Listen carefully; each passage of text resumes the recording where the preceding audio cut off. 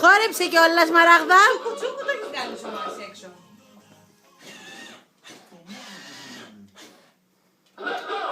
Έλα, κουνήσου λίγο, Μαράγδα. Πάμε. Πάμε. Έλα, πάμε. Εμάς μετά από 11 Σμαράγδα, έλα το χέρι. βρήκαμε όλοι από μια σακουλίτσα πάνω στα γραφεία μας και είχε ένα τεράστιο λαγό της Μίνι. Άραψε και τα φώτα. Τα φώτα, Σμαράγδα, είναι βράδυ. Και τα παιδιά μας, όσοι είχαν μια παιδιά, πληρώνουν. Και ένα τσουρέκι, καραφλαστικό. Δεν το ήξερα, δεν είναι κίνηση ρε θείο. Η κίνηση είναι, σκέψου. Εκεί που είχαμε τον άλλο τον μαλακοπέρδι, δεν πλήρωνε, δεν έκανε ξαφνικά, τα βλέπουμε αυτά. Μας πληρώνει άλλο. Αυτό το δώρο μας πήραν σήμερα, ναι. Δεν το πιστεύω.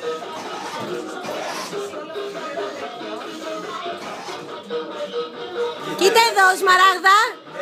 Σε λίγο θα έρθει αυτό το μάξι. Ναι, δηλαδή είναι στο πέσο τώρα.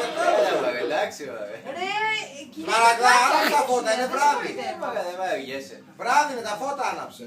Εγώ θα τα πετάξω τα Άναψε παλιά τα φώτα. φέτος. Γιατί?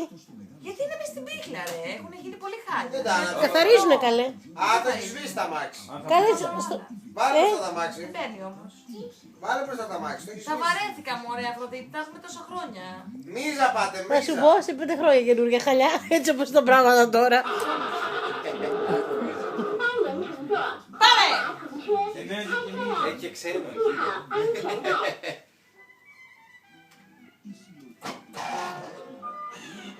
Ψάξε το τραγούδι μας, το τραγούδι μας, το άλλο. Έχει μάθει και το τραγούδι. Εγώ δεν κινέζικα.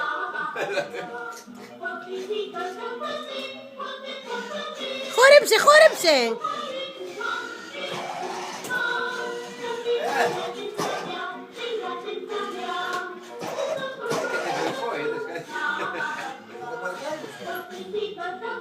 Άμα θα το κάνω εγώ ερώτηση, κόρη και στην άκρη.